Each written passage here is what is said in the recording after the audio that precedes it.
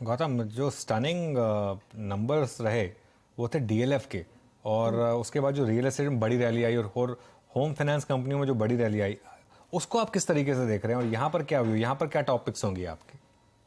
अनुज, बहुत सही आपने कहा है कि रियल एस्टेट में एक अलग तरीके का आपको मोमेंटम दिख रहा है नंबर्स में। चाहे वो गोदरेज प्रॉपर्टीज हो, डीएलएफ हो, लोधा हो, और आज आई थिंक ओबेरॉय का रिजल्ट है।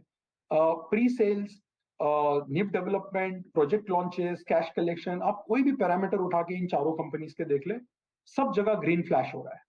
और उनके जो गाइडेंसेस है FY24 के for pre sales, new project launches और बिजनेस डेवलपमेंट के, उससे ये लग रहा है कि ये सेक्टर में अभी बहुत जूस बाकी है, क्योंकि ये सेक्टर 10 साल तक कहीं नहीं गया था। राइट। FY22 पहला ऐसा साल था जहां आपने थोड़ी तेजी रियल एस्टेट सेक्टर में देखी, और 23 में वो कंटिन्यू हुई। आज जब हम बात कर रहे हैं, आरबीआई ने अपने मॉनेटरी पॉलिसी हाइक पे, मॉनेटरी टाइटनिंग पे ब्रेक लगा दिया है, और ग्लोबली भी हम यही सुनने को मिल रहा है कि अब यहां से इंटरेस्ट रेट्स हाइक बहुत ज्यादा नहीं होंगे। तो वो एक तरीके का एक टेलविंड बन जाता है कि अफोर्डेबिलिटी आपकी थोड़ी सी इंप्रूव होते जा रही है, इंटरेस्ट कॉस्ट आपके बॉटम आउट, टॉप आउट हो चुके हैं, और सेक्टर में इंडिविजुअल कंपनी बाय कंपनी आप देखेंगे कि सेक्टर फंडामेंटल्स काफी बेहतर हो रहे हैं। तो हमारा ये सेक्टर पे, हालांकि ये बड़ा एलोकेशन वाला सेक्टर नहीं है, बट हमारे मॉडल पोर्टफोलियो में मैक्रोटेक अभी भी है। और रिसेंटली हमने गोदरेज प्रॉपर्टी को अपग्रेड किया था करीबन 1 से 1.5 महीना पहले, जब दाम बहुत गिर चुके थे 1100 तक। तो सेक्टर में व्यू पॉजिटिव है। अच्छा, एक सेक्टर जो बड़ा एलोकेशन वाला सेक्टर रहा है लेकिन जिसने सबसे ज्यादा निराशा दिखाई है वो है आईटी कंपनी, और आपने भी यहाँ पर शायद एक अर्निंग्स कट मेंशन किया है अपनी रिपोर्ट में। ये कितना समय का पेन रहेगा गौतम, रफली? सी अर्शदा, ये बताना बहुत मुश्किल होता है बिकॉज ग्लोबली लिंक्ड सेक्टर है और काफी सारे मूविंग पार्ट्स है इसमें। यूएस का ग्रोथ, यूरोप का ग्रोथ।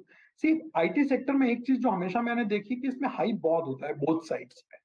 अगर मैं अपने नंबर्स देखूं, अभी तक 12 आईटी कंपनीज ने अपने रिजल्ट डिक्लेयर कर दिए हैं। टोटल प्रॉफिट ग्रोथ 9% है, एक्सपेक्टेशन 11% था। राइट। लेकिन रिजल्ट्स के दिन क्या होता है कि किसी कंपनी का एक्सपेक्टेशन 3% टॉप लाइन ग्रोथ का था, और अगर 3.5 आता है तो वो स्टॉक में 5-6% की रैली दिखती है, और 3 की जगह 2.5% आता है तो 5-6% का बिकवाली दिखता है। तो थोड़ा सा एग्जैगरेटेड रिएक्शन होता है रेवेन्यू ग्रोथ को लेके। बट प्रॉफिट ग्रोथ अगर आप देखें इस क्वार्टर में भी और ये पूरा साल का भी, 9-10% प्रॉफिट ग्रोथ आईटी सेक्टर ने किया है। दूसरी बात, CY22 का वर्स्ट परफॉर्मिंग सेक्टर आईटी था। NSE IT index was down 28%, और इस साल भी I think year to date 3-4% down ही है, जबकि निफ्टी ऊपर है। तो मुझे लगता है काफी सारा पेन आपको स्टॉक प्राइस और वैल्यूएशंस में ऑलरेडी रिफ्लेक्ट कर रहा है। हालांकि ऊपर जाने के लिए जो कैटलिस्ट लगेगा वो नियर टर्म में नहीं दिख रहा है। तो इसको एक तरीके से ऐसा कहा जाए कि यहाँ पे आपका डाउन साइड लिमिट हो गया है, because free cash flow yield, dividend pay out, इस साल भी आपने देखा होगा 85-90% पे आउट हुआ है। इनफैक्ट FY15 से लेकर अगर आप FY22 का डेटा देखते हैं, क्योंकि 23 के अभी एनुअल रिपोर्ट्स आने बाकी है, FY15 to 22 अगर आप देखेंगे, टॉप 5 टियर 1 आईटी कंपनीज ने मिलकर 5 लाख करोड़ का प्रॉफिट बनाया था, जिसमें से 3,78,000 करोड़ रुपए उन्होंने शेयर होल्डर्स को वापस कर दिया था थ्रू डिविडेंड एंड बायबैक। तो इतना कंसिस्टेंट और स्ट्रॉन्ग और अच्छा ट्रैक रिकॉर्ड है कैपिटल एफिशिएंसी और कैपिटल एलोकेशन का। मुझे लगता है बियॉन्ड अ पॉइंट वैल्यूएशन इसमें ज्यादा नहीं करेक्ट होंगे।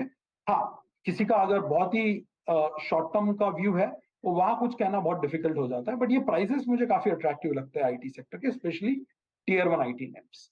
राइट गौतम, चर्चा को और बढ़ा सकते थे लेकिन थोड़ी समय की कमी हमारे पास। शुक्रिया जुड़ने के लिए हमारे साथ। Thank you Anuj Arshad.